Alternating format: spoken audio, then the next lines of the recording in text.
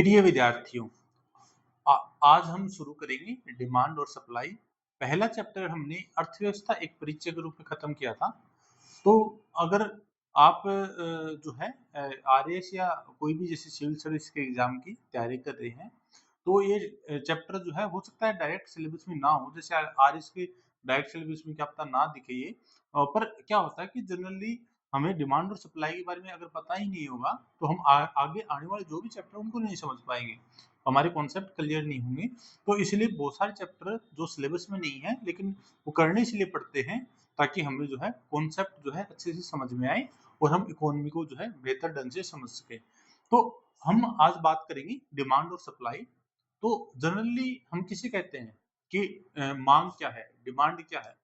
तो क्या होता है, जैसे मैं मार्केट में गया कोई भी सामान लेने, हम बेसिक चीज रूप में देखिए कि मैं सपोज करूँ कि मुझे गेहूं खरीदना है और मैंने दुकानदार से कहा कि मुझे गेहूं दे दो।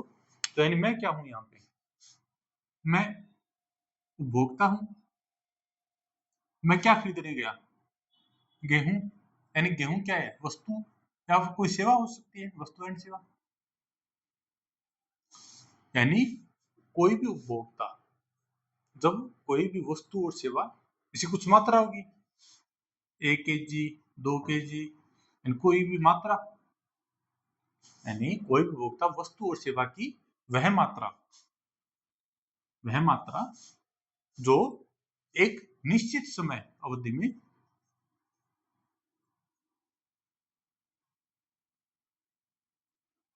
विभिन्न कीमतों पर,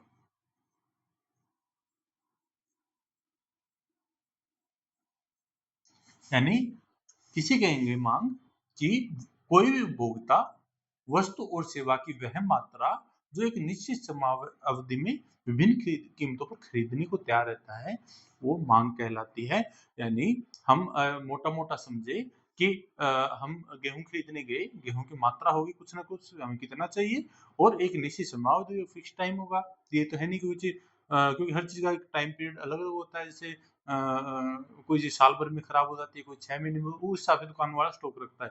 तो एक निश्चित समयावधि में कोई सामान खरीदा जाता है। ये नहीं कि आज मैं कोई सामान ले आया और 2 साल बाद बेचूंगा। बहुत और दूसरा क्या हुआ, विभिन्न कीमतों पर, हर चीज की अलग अलग कीमत होती है। मैं गेहूं खरीद रहा हूँ तो हो सकता है मैं जैसे 50 रुपए दिए, कुछ और आइटम खरीद रहा हूँ हो सकता है मैंने 100 रुपये दिए। यानी कोई भी उपभोक्ता वस्तु और सेवा की वह मात्रा तो निश्चित समयावधि में विभिन्न कीमतों पर खरीदने को जो है तैयार रहता है, वो क्या कहलाती है, मांग कहलाती है, उसे डिमांड कहते हैं। सेम ही सप्लाई का कॉन्सेप्ट चलता है। सप्लाई में क्या होता है, यहाँ पे उपभोक्ता है तो यहाँ पे क्या होगा, उत्पादक, प्रोड्यूसर या विक्रेता बोल सकते हैं, क्योंकि सामान जो बेचता है। तो यानी सेम कॉन्सेप्ट, वस्तु और सेवा की वह मात्रा जो कोई विक्रेता, या इसको हम क्या बोल सकते हैं, प्रोड्यूसर, उत्पादक, वस्तु और सेवा की वह मात्रा जब कोई विक्रेता एक निश्चित समयावधि में विभिन्न कीमतों पर बेचने को तैयार रहता है। यानी यहाँ पे खरीदने को तैयार है और सप्लाई कर रहा है तो बेचने को तैयार रहता है, आपूर्ति कहलाती है। यानी आप मोटा मोटा दोनों डेफिनेशन को समझ गए होंगे कि डिमांड और सप्लाई किसे कहते हैं। हम बात करेंगे कुछ टर्म्स की कि जब डिमांड ज्यादा होती है, सप्लाई कम होती है, तब क्या होता है, और जब सप्लाई ज्यादा होती है, डिमांड कम होती है, तब क्या होता है। तो हम जनरली बात करें, दो कंडीशन बनती है। पहली कंडीशन ये है कि जब डिमांड ज्यादा हो, सप्लाई कम हो। सेकंड कंडीशन क्या बन सकती है, सप्लाई ज्यादा हो, डिमांड कम हो। एक थर्ड कंडीशन भी होने को बन जाए, पर ये प्रैक्टिकली पॉसिबल नहीं है कि मार्केट में केवल उतना ही सामान है जितना हमें चाहिए। यानी ये प्रैक्टिकली आदर्श रूप में ये चीजें क्या है, पॉसिबल नहीं है। तो इसलिए जनरली ये दो चीजें चलती हैं। पहली कंडीशन में क्या होता है कि डिमांड ज्यादा होती है और क्या है, सप्लाई कम होती है। तो क्या होगा, तो ऑब्वियसली बात है, कोई चीज की डिमांड मार्केट में बहुत ज्यादा है, सप्लाई कम है, तो भीड़ उतनी ज्यादा हो जाएगी, क्या होगा, चीजें महंगी हो जाएंगी, तो लोग ज्यादा पैसे देने को तैयार हो जाएंगे, क्योंकि पता है मार्केट में गिनी चुनी चीजें पड़ी है। कोविड के टाइम में जैसे ठेकों के बाद इतनी लंबी लाइन, इतने 7-8 हज़ार की दारू की बोतलें मिल रही है, फिर भी लोग खरीद रहे हैं। क्यों? क्या था उस टाइम? डिमांड बहुत ज़्यादा हो गई थी, सप्लाई उतनी थी नहीं। वस्तु और सेवा की क्या है, कीमत बढ़ गई। तो क्या होगा इसमें? कीमतें बढ़ेंगी, सीधी-सी बात है। अगर कीमतें बढ़ेंगी तो क्या होगा? वस्तु और सेवा की जो है, अगर डिमांड बढ़ जाए सप्लाई के कंपेयर में, तो अगर कीमतें बढ़ेंगी, कीमतें बढ़ने से क्या होगा? उससे दूसरा इफेक्ट पड़ेगा कि इन्फ्लेशन होगा। यानी क्या होगी? महंगाई होगी। इन्फ्लेशन क्या बोलते हैं? मुद्रास्फीति। यानी वस्तु और सेवा की कीमतें बढ़ेगी। कीमतें बढ़ेगी क्या है? इन्फ्लेशन होगा, महंगाई होगी। और इन्फ्लेशन होगा, महंगाई होगी, वस्तु और सेवा की कीमतें बढ़ेगी, तो इससे फर्क क्या पड़ेगा? इससे क्या पड़ेगा? सपोज करो कोई जो है उत्पादक जो है सप्लाई कर रहा है चीजों को, तो इसे दारू वाले एग्जांपल अगर लेके चले कि ठेके के बाद इतनी लंबी लाइन, इतनी महंगी दारू, तो अल्टीमेटली प्रॉफिट किसको हो रहा था? जो बेच रहा था, सीधी सी बात है। स्टॉक तो उसके पास पहले से पड़ा था।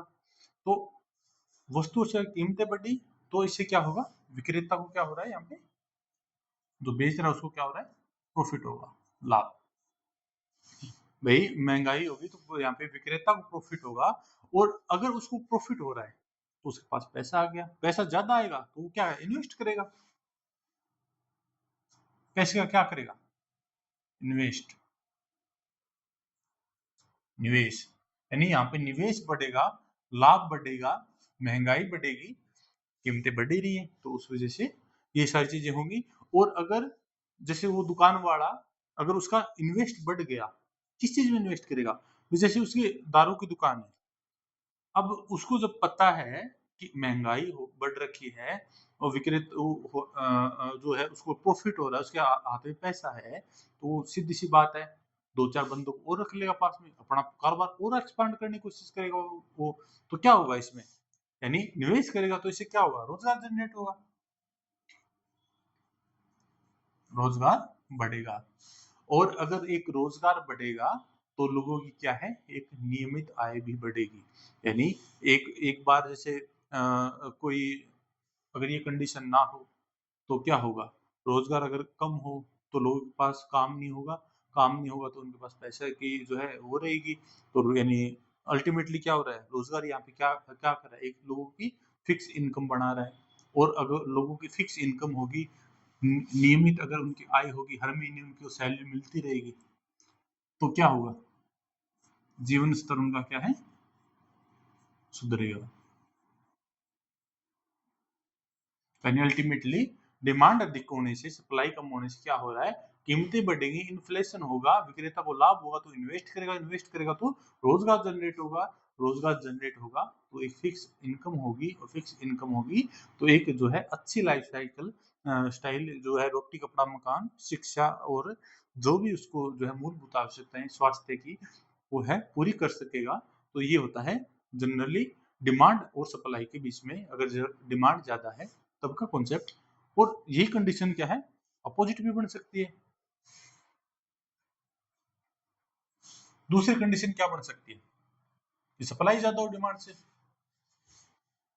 तो जस्ट इसका उल्टा हो जाएगा, कीमतें क्या होंगी? घटेंगी। कीमतें घटेंगी तो यहाँ पे क्या होगा? कीमतें अगर कम होगी तो यहाँ पर लाभ होगा कि नहीं होगा? नहीं होगा। अगर होगा तो लाभ क्या है? कम होगा। ठीक है। कीमतें घटेगी तो और क्या होगा? अगर लाभ ही नहीं हो रहा तो रोजगार मिलेगा? नहीं मिलेगा, सीधी सी बात है। रोजगार नहीं मिलेगा, मिलेगा तो या फिर कम मिलेगा, घटेगा यहाँ पे। और ये अगर ये चीज होगी तो क्या नियमित आय होगी? नियमित आय नहीं होगी। तो इससे जीवन स्तर में असर पड़ेगा और अर्थव्यवस्था मंदी में चली जाएगी। क्योंकि अगर सप्लाई ज्यादा है, सामान इतना ज्यादा पड़ा है, और क्या हो रहा है? क्योंकि कीमतें कम हो गई, लाभ नहीं होगा। लाभ नहीं होगा तो वो क्या है? इन्वेस्ट भी नहीं कर पाएगा, निवेश भी नहीं कर पाएगा, निवेश नहीं करेगा या कम करेगा जो भी है। और तो रोजगार जनरेट नहीं होगा, नियमित आय नहीं होगी, और लास्ट में एटलीस्ट क्या हुआ? अर्थव्यवस्था में मंदी वाली कंडीशन आ जाएगी। तो यानी ये सप्लाई अगर डिमांड से अगर ज्यादा हो जाए तब की ये कंडीशन होती है। और अब हम बात करते हैं कि दोनों ही टर्म्स में एक एक साइड तो क्या हो रहा है, इन्फ्लेशन हो रहा है। यहाँ पे हमने क्या देखा था, इन्फ्लेशन हो रहा था। यहाँ पे क्या कंडीशन आ रही है, मंदी वाली। मंदी मतलब क्या है, चीजें बहुत ज्यादा सस्ती हो रही है। क्यों? क्योंकि सप्लाई ज्यादा है, डिमांड कम है, लोग मांग ही नहीं रहे, सामान ऐसे पड़ा पड़ा खराब हो रहा है। तो अगर ये ज्यादा हो और ये ज्यादा हो, मतलब इन्फ्लेशन बहुत ज्यादा बढ़ जाए, क्या होगा?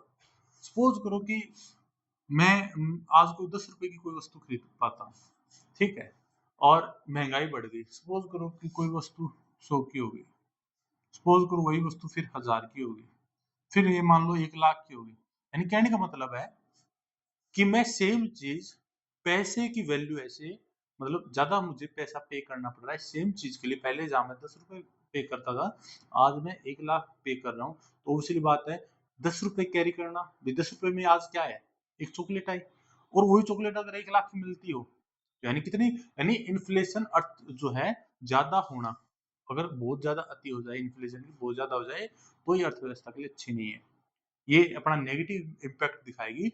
और सेम मंदी, अगर बहुत ज्यादा मंदी हो जाए, यानी मंदी बढ़ना मतलब बहुत ज्यादा मंदी हो गई, तो भी अर्थव्यवस्था के लिए अच्छी नहीं है। और सबसे बड़ी बात, अगर मंदी लगातार बनी रही, यानी मंदी खत्म नहीं हो रही, मंदी लंबे समय तक बनी रही है, तो यूएसए की हमने देखा था 1930 में ग्रेट डिप्रेशन आया था, महामंदी। यूएसए में आया था 1930 में। वो क्यों था? कि मंदी की स्थिति लंबे टाइम तक बनी रही, ठीक है। तो उससे अर्थव्यवस्था क्या है, महामंदी की कंडीशन में चली गई। और यानी ये होता है, इन्फ्लेशन ज्यादा होना भी खतरनाक होता है। और इन्फ्लेशन जो है और मंदी है, अगर लंबे समय तक बनी रही तो भी खतरनाक होती है। हाँ, कुछ लेवल तक ठीक है। अगर अर्थव्यवस्था में हल्की फुल्की अगर इन्फ्लेशन होती है तो प्रोग्रेस की तरफ ही लेके जाती है। तो ज्यादा, लेकिन ज्यादा इसकी अति होना ये नुकसानदायक है। और हम मोटा मोटा बात करें तो डिमांड का संबंध किससे होता है, अगर हम ये जाने, तो अल्टीमेटली डिमांड का सीधा संबंध पैसे से होता है। डिमांड मतलब धन या पैसा। हम कोई भी चीज की डिमांड करते हैं, अल्टीमेटली हमें क्या चाहिए होता है, धन। धन चाहिए होता है, पैसा चाहिए होता है। कुछ भी हम डिमांड करेंगे, अल्टीमेटली इसका संबंध क्या है, पैसे से। और पैसे को हम किस रूप में देखते हैं, तरलता के रूप में, लिक्विडिटी। यानी मार्केट में अगर पैसा बहुत ज्यादा है तो हम बोलेंगे लिक्विडिटी, तरलता क्या है, ज्यादा है। मार्केट में पैसे की सप्लाई बहुत कम है तो हम बोलेंगे लिक्विडिटी कम है। और यानी अल्टीमेटली बात करें, धन का संबंध, सॉरी, मांग का संबंध पैसे धन से होता है। और ये तरलता पे डिपेंड करता है। तरलता ज्यादा है तो मतलब मार्केट में मनी जो है, सप्लाई ज्यादा है, यानी पैसा ज्यादा है। और अगर तरलता कम है तो हम कहेंगे कि मार्केट में पैसा कम है। और इसको कंट्रोल कौन करता है, आरबीआई करता है। ये तरलता जो होती है ना, इसको आरबीआई करता है कंट्रोल। किसके माध्यम से? ये मॉनेटरी पॉलिसी के टूल्स यूज करता है, मौद्रिक नीति। आरबीआई मौद्रिक नीति यूज करेगा और क्या है, इस लिक्विडिटी को कंट्रोल करेगा। अगर मार्केट में बहुत ज्यादा पैसा है तो उसको कंट्रोल करेगा, क्योंकि बहुत ज्यादा, हमने बात करी थी कीमत बहुत ज्यादा। अब अल्टीमेटली अगर कीमत बहुत ज्यादा है, यानी मार्केट में पैसा बहुत ज्यादा है, और मार्केट में पैसा बहुत ज्यादा है, तरलता ज्यादा है। तरलता ज्यादा है तो यानी बहुत ज्यादा, अभी मैंने बताया था कि अगर बहुत ज्यादा इन्फ्लेशन होगा तो किस प्रकार दिक्कत करेगा, और बहुत ज्यादा अगर पैसा मंदी होगी तो दिक्कत करेगा। तो दोनों ही कंडीशन में इन्फ्लेशन ज्यादा हुआ तो आरबीआई क्या करेगा, मॉनेटरी पॉलिसी जो है अपनाएगा। कम होगा तो भी आरबीआई मॉनेटरी पॉलिसी अपनाएगा और उसको क्या है, कंट्रोल करेगा। यानी मार्केट में पैसे का अगर संबंधी कंट्रोल देखना है ना, तो हमें आरबीआई की मॉनेटरी पॉलिसी देखनी पड़ेगी, ठीक है। और दूसरी बात आती है, जब आती है ये तो, और डिमांड का संबंध किससे था, इन्फ्लेशन से। हमने यही तो देखा था, demand is greater than supply. तो ये संबंध किससे है इसका, इन्फ्लेशन से। यानी डिमांड का संबंध इन्फ्लेशन से है। और ये क्या है, कंट्रोल कौन करता है, आरबीआई मॉनेटरी पॉलिसी अपनाता है। सेम अगर सप्लाई की बात आ जाए, तो supply is greater than demand, तो अब क्या होगा, इस कंडीशन में अर्थव्यवस्था में क्या होगी, मंदी की कंडीशन आएगी। अब मंदी को मुझे कंट्रोल करना है। मंदी को कंट्रोल करने के लिए यहाँ पे फिर क्या है, राजकोषीय नीति,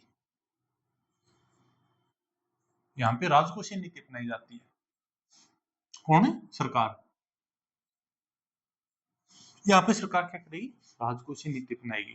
भाई सीधी सी बात है, बहुत ज्यादा मंदी आ गई तो सरकार क्या करेगी कि राजकोषीय नीति अपनाएगी और जो है इस मंदी से अर्थव्यवस्था को बाहर निकालेगी। मंदी आने का मतलब क्या है कि अब मार्केट में पैसा नहीं है, ठीक है? तो अब सरकार क्या करेगी? सपोज करो कि लोगों के पास रोजगार नहीं है, कुछ भी नहीं है, तो सरकार क्या करेगी? ये मान लो जैसे नरेगा की स्कीम हम देखते हैं, किसने? सरकार ने चलाई। ये मान लो कि लोगों को रोजगार देने के लिए ऐसी कोई स्कीम चला दी, ऐसा कोई व्यय कर दिया सरकार ने खुद की तरफ से पैसा लगा के, कोई सिस्टम शुरू कर दिया कि आओ तुम ये काम करो, इसके बदले मतलब लोगों को प्रमोट कर रहे हैं काम करने के लिए, और ताकि मार्केट में पैसे की क्या हो? सप्लाई हो। यानी यहाँ पे सरकार यहाँ पे राजकोषीय नीति का यूज करेगी और जो क्या है अर्थव्यवस्था को मंदी से निकालने की कोशिश करेगी। तो यहाँ पे हम राजकोषीय नीति का यूज करेंगे जब मंदी वाली कंडीशन हो, यानी supply is greater than demand, और अगर demand is greater than supply यानी जब इन्फ्लेशनरी कंडीशन हो, तब मॉनेटरी पॉलिसी का यूज करके है जो है जो है तरलता को क्या है? कंट्रोल करेंगे। अब ये मॉनेटरी पॉलिसी का वैसे तो आगे पूरा चैप्टर है कि किस प्रकार होता है, किस प्रकार आरबीआई करता है। बाकी मैं आपको अभी मोटा-मोटा बता देता हूँ कि किस प्रकार जो है इस मॉनेटरी पॉलिसी का जो है यूज किया जाता है।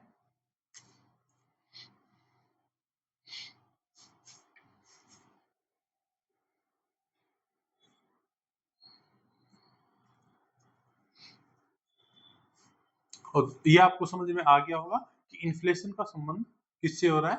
यानी उपभोक्ता से। कहीं न कहीं इन्फ्लेशन क्या हो रहा है? Demand is greater than supply, और यहाँ पे और राजकोषीय नीति यानी जो मंदी में है, तो यानी ये अल्टीमेटली किसका है? यहाँ पे चीजों का क्या हो रहा है? प्रोडक्शन। यानी इसका संबंध क्या है? प्रोडक्शन से है, उत्पादन से है। तो राजकोषीय नीति अपन यूज करते हैं ना, यानी सप्लाई इज ग्रेटर, यानी ये वाला अगर कॉन्सेप्ट आता है सप्लाई वाला, तो इसका जो है आपूर्ति का संबंध किससे? उत्पादन से है। क्योंकि कोई भी उत्पादक या विक्रेता है, वही तो चीजों का प्रोडक्शन करेगा, यानी डायरेक्ट क्या है? प्रोडक्शन से संबंध है इसका, क्योंकि सप्लाई ज्यादा है, यानी प्रोडक्शन से इसका डायरेक्ट संबंध है, और इसका उत्पादन से ज्यादा डायरेक्ट संबंध है। तो आप मोटा मोटा ये ध्यान रखना। और अब मैं इसके बारे में आगे बताता हूँ आपको कि किस प्रकार जो है आरबीआई जो है इस चीज को क्या है? कंट्रोल करता है, और किस प्रकार चीजों को क्या है? सामान्य करेगा। तो ये आपको मोटा मोटा समझ में आ गया होगा कि राजकोषीय नीति और किस प्रकार आरबीआई मॉनेटरी पॉलिसी और राजकोषीय नीति में सरकार किस प्रकार क्या करेगी, यानी अल्टीमेटली सरकार खुद का क्या बढ़ा रही है? खर्चा बढ़ा रही है। क्योंकि खुद सरकार खर्चा करेगी तभी रोजगार जनरेट करेगी, और इस प्रकार इसको कंट्रोल करेगी। और अब आरबीआई क्या करेगी?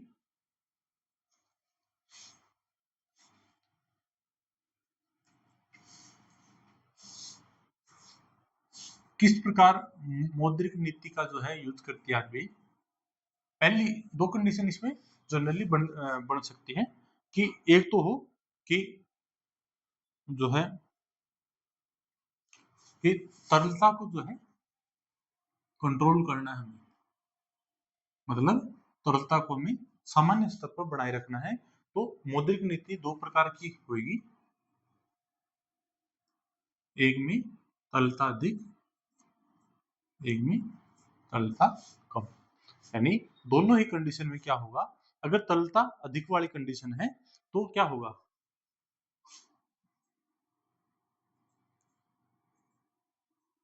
ब्याज दरें कम होंगी। यानी तरलता कम का मतलब क्या हुआ? मार्केट में लिक्विडिटी कम है। लिक्विडिटी कम है तो ऑब्वियसली बात है ब्याज उतना महंगा नहीं होगा। हम कोई भी लोन ले रहे हैं, कुछ भी कर रहे हैं, अगर वो महंगा होगा तो ऑब्वियसली बात है फिर हम क्यों लेंगे? तो इसलिए क्या होगा कि ब्याज की दरें अगर कम होगी, और सॉरी ये अगर ब्याज की दरें कम होंगी तो क्या होगा कि परचेजिंग पावर के अकॉर्डिंग अगर देखा जाए तो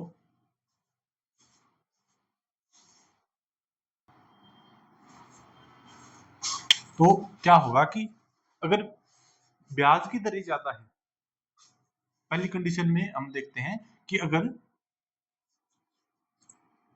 तरलता मार्केट में बढ़ानी है तो क्या होगा कि इसमें अगर मैं ब्याज की दर क्या कर दूं, कम करूं, कम करूंगा तो क्या होगा, ब्याज की दर अगर मैं कम रखूंगा तो ऑब्वियसली बात है कि मुझे लोन ज्यादा मिल सकेगा। अगर मुझे बैंक से ब्याज कम, रेट कम है, तो ऑब्वियसली बात है मैं जो है ब्याज की दर अगर जो है कम होगी तो क्या होगी, मतलब मेरे पास क्या है अल्टीमेटली, एक और मैं बोलूं, पैसा ज्यादा आएगा। क्यों? क्योंकि ब्याज कम देना पड़ रहा है। और तरलता ज्यादा होगी तो इसका क्या इफेक्ट दिखेगा, तरलता अगर ज्यादा है अल्टीमेटली क्या है, पैसा ज्यादा है।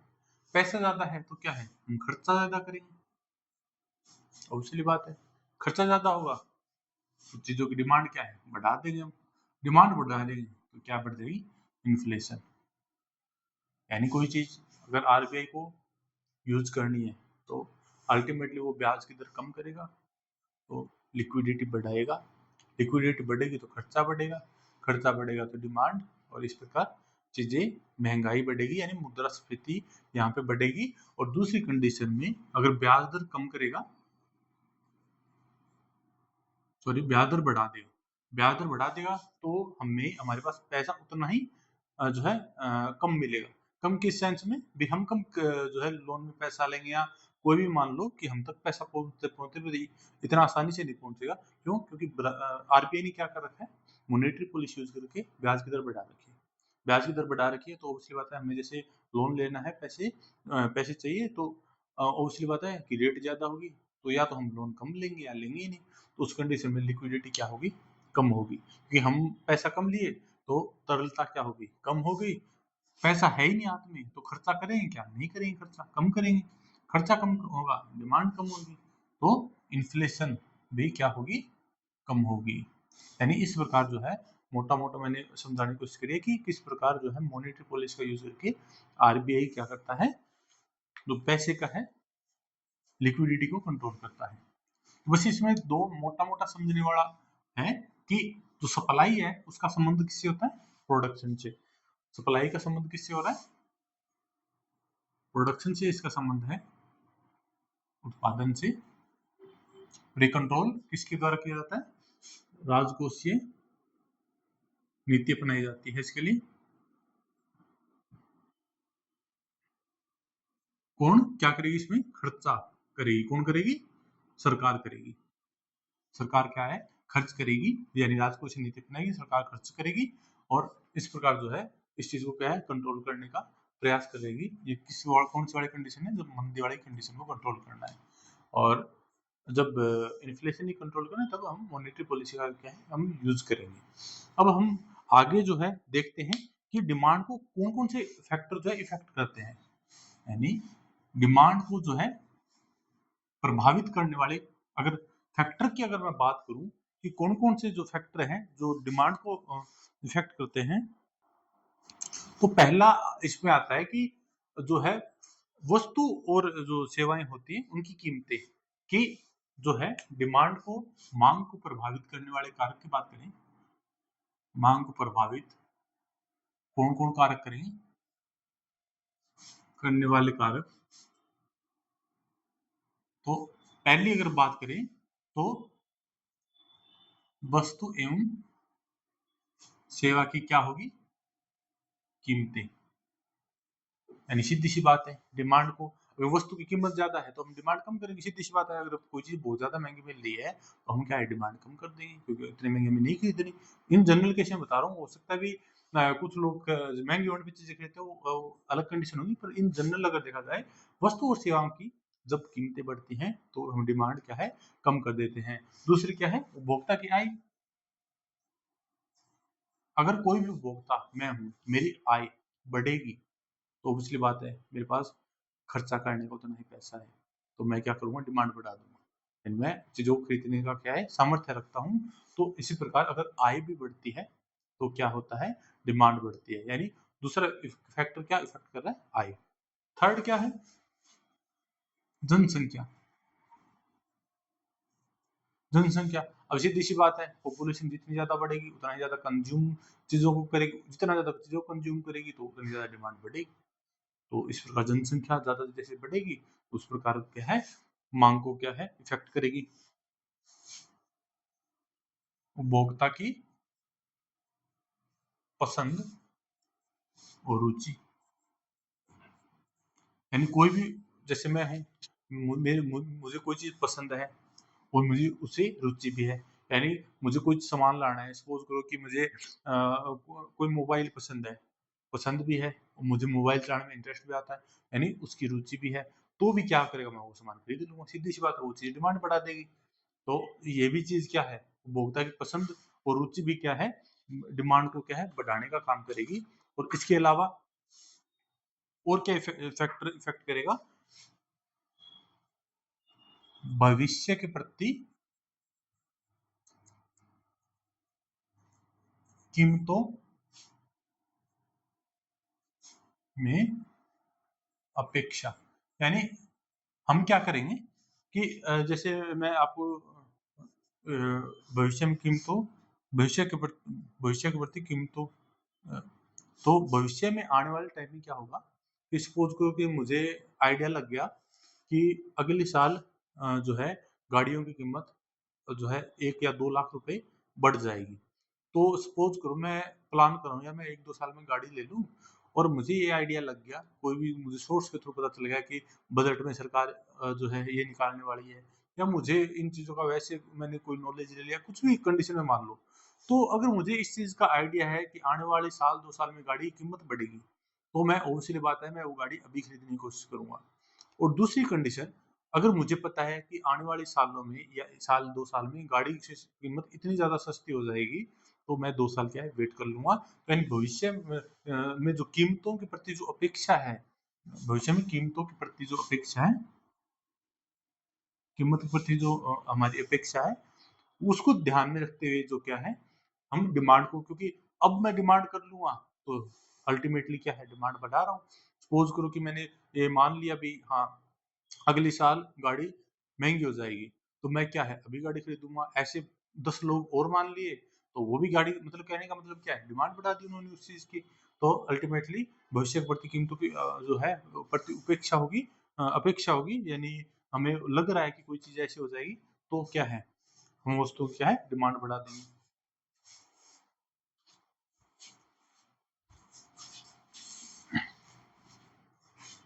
और क्या फैक्टर जो है, और क्या कारक हो सकते हैं, तो और कारक में हम बात करें तो जो है संबंधित वस्तुएं, जिसमें कितने पॉइंट हो गए, 4 5, ये छठा पॉइंट तो है संबंधित वस्तुएं। संबंधित वस्तु में 2 प्रकार की हो सकती है, एक तो होती है पूरक। पूरक किस सेंस में, कि जैसे मान लो कि मैं मोबाइल खरीदा, अब मैंने खरीदा तो केवल मोबाइल है, बहुत सारे मोबाइलों में चार्जर नहीं आता, चार्जर लेना पड़ेगा, टेम्पर्ड लूंगा उसका मैं, और मैं क्या लूंगा उसका, कवर लूंगा, सिम कार्ड ले लूंगा। यानी अल्टीमेटली क्या है, खरीदा मैंने केवल मोबाइल, लेकिन मैंने इतना सामान भी खरीदा, यानी मैंने खरीदा केवल ये, लेकिन ये क्या है, कॉम्प्लीमेंट्री गुड्स है, इसकी पूरक है। भाई मैं मोबाइल का इनके बिना यूज नहीं करूंगा, तो क्या करूंगा, मैं इनकी डिमांड बढ़ा रहा हूँ, भाई इनकी डिमांड को इफेक्ट कर रहा हूँ। तो यानी पूरक वस्तुएं भी किस प्रकार जो है मांग को प्रभावित करती हैं। और इसी प्रकार दूसरी जो होती है स्थानापन्न वस्तुएं, जिसको बोलते हैं प्रतिस्थापन वस्तुएं, सब्स्टिट्यूट गुड जिसको बोलते हैं, यानी रिप्लेस करने वाले, प्रतिस्थापन वस्तु, यानी सब्स्टिट्यूट, सब्स्टिट्यूट गुड्स जो होती है, यानी रिप्लेस करे। किस प्रकार, सपोज करो कि आ, मुझे चाय और कॉफी दोनों ठीक लगते हैं, ठीक है, और मैं जनरली पीता हूँ 10 रुपए की चाय या कॉफी, कोई भी एक आइटम मान लो, मेरी कॉफी पीने की आदत, और कॉफी का रेट मान लो 10 से कर दिया 20, ठीक है, तो अल्टीमेटली अब क्या होगा, मैं चाय ज्यादा पीऊंगा। तो ऑब्वियसली बात है, ऐसे बहुत सारे लोग क्या होंगे, चाय ज्यादा पिएंगे, वो कॉफी से रिप्लेस होकर किस पे आ गए, चाय पे आ गए। तो क्या, चाय की डिमांड उन्होंने बढ़ा दी। यानी ठीक इसी प्रकार जो कोई किसी का सब्स्टिट्यूट का काम करे, उसको रिप्लेस कर दे उस चीज को, यानी इस प्रकार हम बात करते हैं। तो पूरक वस्तुएं ये होती हैं, और प्रतिस्थापन वस्तुएं वे जो दूसरे को रिप्लेस करके हम उसका यूज करें। तो इस प्रकार जो है ये फैक्टर जो है डिमांड को क्या इफेक्ट करते हैं। और इसके अलावा फिर लास्ट पॉइंट बचता है विज्ञापन वगैरह। हम विज्ञापन वगैरह देखते हैं, न्यूज़पेपर में देखते हैं और देखते हैं, वो भी क्या है, डिमांड को प्रभावित करते हैं, क्योंकि लोग विज्ञापन के इफेक्ट में आके चीजों को खरीदना शुरू कर देते हैं, तो क्या है, डिमांड उस चीज की बढ़ जाएगी। जब तक कोई चीज का विज्ञापन नहीं करते तो हमें आइडिया ही नहीं होता कि ऐसा भी कुछ मार्केट में आ रखा होता है। तो यानी ये सारी जो फैक्टर है, मोटा मोटा हमने बात करी, इस सभी जो है इसको इफेक्ट करेंगी। यानी मोटा मोटा बात करूं तो उपभोक्ता की हमने आय की बात करी थी, वस्तु और सेवा की हमने कीमतों की बात करी थी, तीसरा जनसंख्या की हमने बात करी थी, और क्या, किस चीज की बात करी थी, ये पूरक वस्तु की हमने बात कर ली, प्रतिस्थापन वस्तु की हमने बात कर ली, हमने विज्ञापन की बात कर ली, और हमने और किस चीज की, भविष्य की कीमतों के प्रति, भविष्य की कीमतों के प्रति अपेक्षा। यानी ये इतने सारे जो फैक्टर हैं जो है, जो डिमांड को क्या करेंगे, इफेक्ट करेंगे, प्रभावित करेंगे। और इसके अलावा एक पॉइंट और था इसमें, उपभोक्ता की पसंद और रुचि का भी। तो हम जनरली देख सकते हैं कि मांग को ये जो फैक्टर है इफेक्ट करेंगे। अब हम आगे जो है चैप्टर में बात करेंगे कि मांग कितने प्रकार की होती है। तो हम अब टाइप देखेंगे, टाइप्स ऑफ डिमांड, कि मांग जो है कितने प्रकार की होती है। तो हम बात करें तो जनरली देखे जाए, पहले अगर बात करें होती है डायरेक्ट मांग, यानी प्रत्यक्ष मांग जिसको बोलते हैं अपन। क्या होती है प्रत्यक्ष मांग?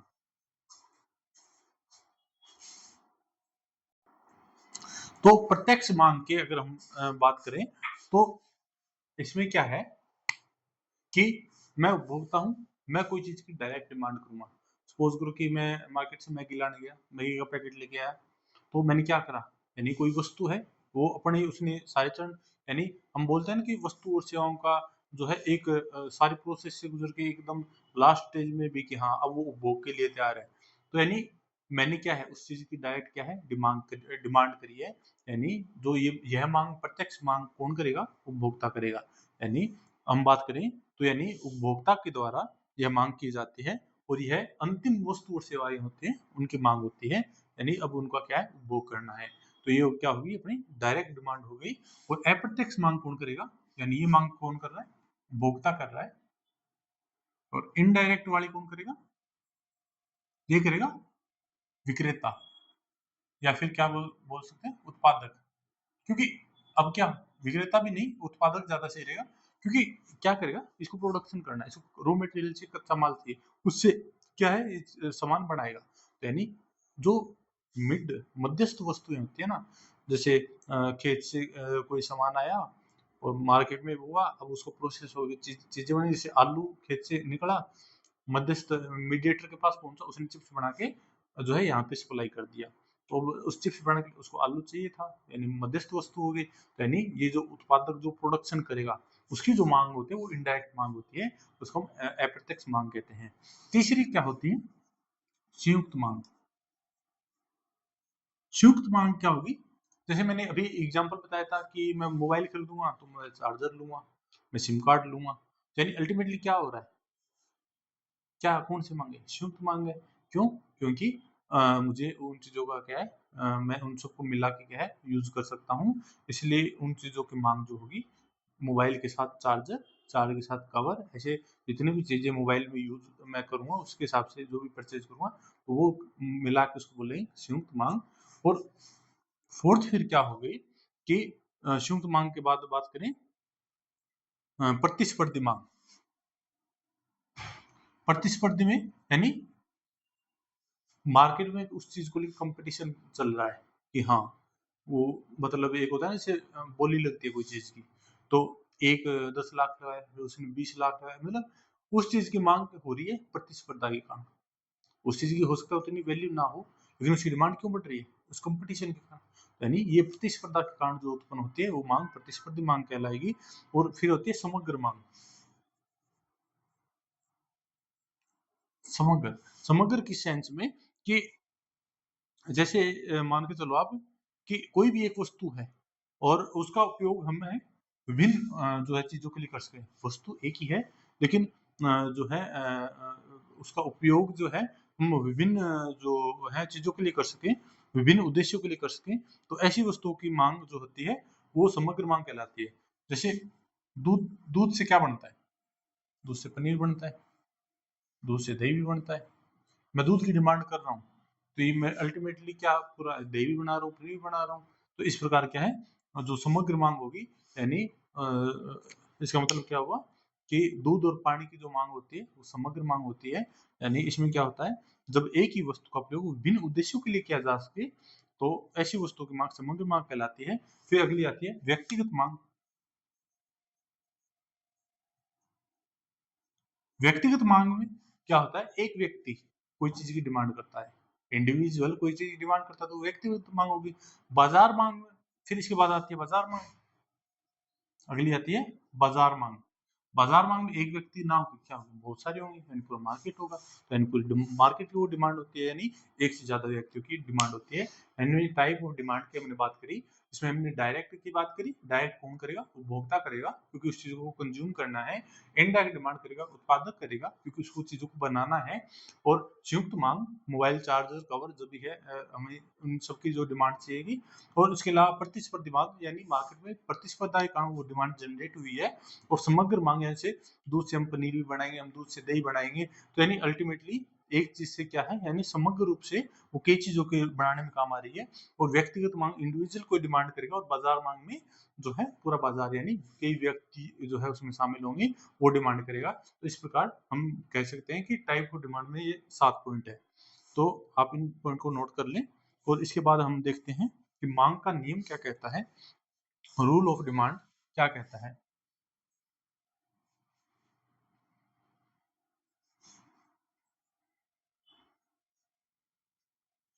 तो अगर हम बात करें कि मांग के नियम के अगर अनुसार हम देखें तो कोई भी चीज की अगर मांग बढ़ती है या मानो कोई भी चीज की कीमत बढ़ती है तो हम बात करें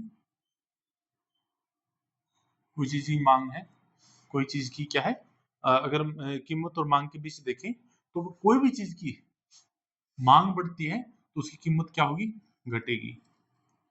यानी कोई भी चीज की मांग बढ़ रही है तो कीमत क्या हो रही है घट रही है।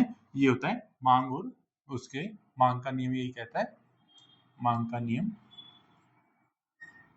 यानी कोई भी चीज वस्तु की अगर कीमत घट रही है तो उसकी मांग बढ़ेगी। सीधी सी बात है हम मार्केट में जाते हैं कोई चीज हमें सस्ती मिल रही होती है डिमांड बढ़ा देते हैं।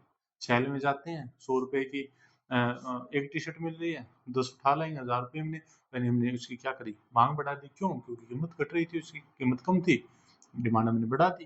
तो इस प्रकार ये जनरल कॉन्सेप्ट कहता है लेकिन इसकी अपवाद हो सकते हैं इस चीज की। अपवाद के रूप में अगर हम बात करें तो जैसे आवश्यक वस्तुएं, आवश्यक वस्तु में क्या हो सकता है नमक। और भी जैसे मसाले हैं जो जनरली हम यूज करते ही करते थे कितनी उसकी कीमत बढ़ जाए। नमक हो गया, दवाइयाँ होगी मतलब जीवन रक्षक दवाइयाँ यानी जो दवाइयाँ हमें लेनी ही लेनी पड़ेगी वरना हमारे जो है स्वास्थ्य के लिए एकदम एडवर्स इफेक्ट प्रतिकूल प्रभाव पड़ेगा। तो जो कंपल्सरी दवाइयाँ जो लेनी ही पड़ेगी ऑप्शन नहीं है। तो क्या होगा अब अपवाद किस सेंस में कि ये आवश्यक वस्तुएं हैं। कॉन्सेप्ट क्या कहता है अगर कीमत कोई चीज की घटेगी तो डिमांड क्या है बढ़ रही है। तो अब यहाँ पे देखें कि सपोज करो कि नमक की कीमत बढ़ा दी तो डिमांड मांग क्या होनी चाहिए कम होनी चाहिए। लेकिन नमक ऑब्वियसली बात है कि इसकी डिमांड हम तो नहीं रखेंगे। हमें कोई चीज की दवाई लेनी है बेशक उसकी कीमत बढ़ जाए अगर वो दवाई इतनी ज्यादा जरूरी है कि हमारे प्राणों पे आ रखी है तो हम वो दवाई लेंगे। यानी अल्टीमेटली कीमत का यहाँ पे एकदम उल्टा प्रभाव दिख रहा है। तो इसलिए ये अपवाद है कि आवश्यक वस्तुएं नमक होगी दवाइयाँ होगी इस तरह की और भी कोई जो आवश्यक वस्तुएं हों उनकी कीमत बढ़ने पे डिमांड कम नहीं होगी। उनकी डिमांड यथावत बनी रहेगी।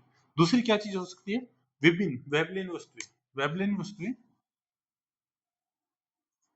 वेबलेन वस्तु में भी सेम कॉन्सेप्ट चलता है, यानी वे वस्तुएं जो किसी सामाजिक प्रतिष्ठा और विलासिता से जुड़ी है, जैसे सोना, गोल्ड। हमारे घर परिवार में माता बहन जितनी भी हैं, वो सोना क्या है यूज करती है कोई भी शादी ब्याह फंक्शन में। तो क्या सोने की कीमत दिन ब दिन बढ़ रही है, तो क्या वो अपना सोना पहनना बंद कर देंगे? तो ऐसा तो पॉसिबल नहीं है। तो यानी क्या है, व्यवहारिक वस्तुएं यानी सामाजिक प्रतिष्ठा की वस्तुएं हैं, या फिर विलासिता भोग की वो वस्तुएं हैं, इस वजह से इंसान उसको क्या है यूज करता है। जैसे गोल्ड हो गया अपना, तो वेबलेन वस्तुएं भी क्या है, अपवाद है, क्योंकि इनकी कीमत बढ़ने पर इनकी डिमांड क्या है, कम नहीं होती। तो जो है, क्योंकि ये सामाजिक प्रतिष्ठा का मुद्दा होती है, इस वजह से। तीसरी होती है गिफिन वस्तुएं। गिफिन वस्तुएं कौन सी होती है? जो वस्तुएं क्या है कि कम गुणवत्ता की होती है और गैर विलासिता की होती है। यानी जो वेबलेन वस्तुएं थी, उन वो क्या थी, विलासिता की थी, ठीक है, और उनकी गुणवत्ता भी अच्छी थी। तो यहाँ पे क्या होगा, गिफिन वस्तुओं में उनको रखा गया है जो कम गुणवत्ता की हैं, गैर विलासिता की वस्तुएं हैं, और इनकी कीमतें बढ़ने पर भी मांग कम नहीं होती। क्यों? क्योंकि इसलिए बढ़ती है इनकी मांग, इनकी सब्स्टिट्यूट गुड, जो इनकी प्रतिस्थापन वस्तु की क्या है, मांग बढ़ जाती है।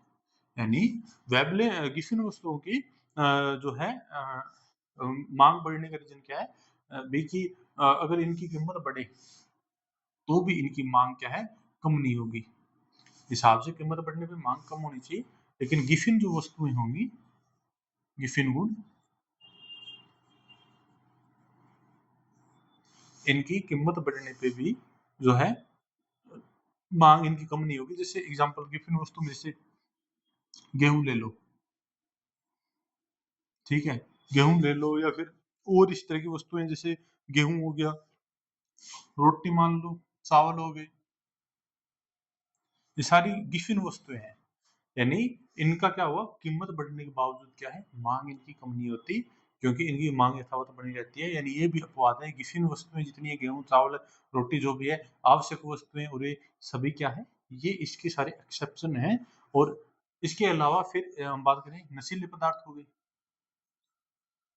अब जो नशेड़ी होता है, वो जो है, जैसे कोई किसी को दारू का नशा है, वो उसको कंज्यूम करेगा ही करेगा, उसको फर्क नहीं पड़ेगा कि कोई चीज की कीमत कितनी बढ़ रही है। तो हिसाब से कीमत बढ़नी चाहिए, उसकी डिमांड कम होनी चाहिए थी दारू की, लेकिन वो क्या है, उसकी कीमत कम नहीं होगी। तो यानी नशीले पदार्थ जो होते हैं, उनकी लत लग जाती है, तो इंसान क्या है, कीमत बढ़ने पर उस चीज को क्या है, खरीदने की कोशिश करेगा। तो यानी नशीली वस्तुएं होगी। फिर आती है फैशन की वस्तुएं। फैशन की वस्तुएं जैसे किसी को महंगी घड़ियां, महंगी गाड़ियां, यानी फैशन की वस्तुएं अगर किसी को ज्यादा पसंद है, तो भी वो कीमत की तरफ नहीं देखेगा, तो यानी उसकी डिमांड क्या है, कम नहीं होगी। तो इस प्रकार हम कह सकते हैं कि अपवाद के रूप में, जैसे वेबलेन वस्तु जितनी होगी, आवश्यक वस्तु होगी, गिफिन गुड्स हो गई, नशीले पदार्थ हो गए, ये जितनी भी सारी चीजें हैं, इनकी कीमत बढ़ने के बावजूद मांग कम नहीं होती। तो इसलिए ये अपवाद की श्रेणी में है। जनरल कॉन्सेप्ट के अनुसार कीमतें बढ़ेगी तो डिमांड क्या है, कम होगी। तो आज हम मांग और उसकी टाइप कर लिए। अब हम कल के चैप्टर में एक नया चैप्टर भी हम शुरू करेंगे, बैंकिंग सेक्टर का। और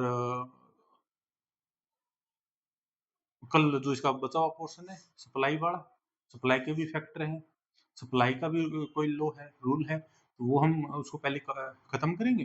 फिर हम अपना जो है कल नेक्स्ट चैप्टर शुरू करेंगे, बैंकिंग बैंकिंग का, मॉनेटरी पॉलिसी का, या फिर को देख लेंगे जो भी इसके आगे रिलेवेंट रहेगा इस चैप्टर के अकॉर्डिंग, वो आगे हम चैप्टर कल करेंगे। धन्यवाद।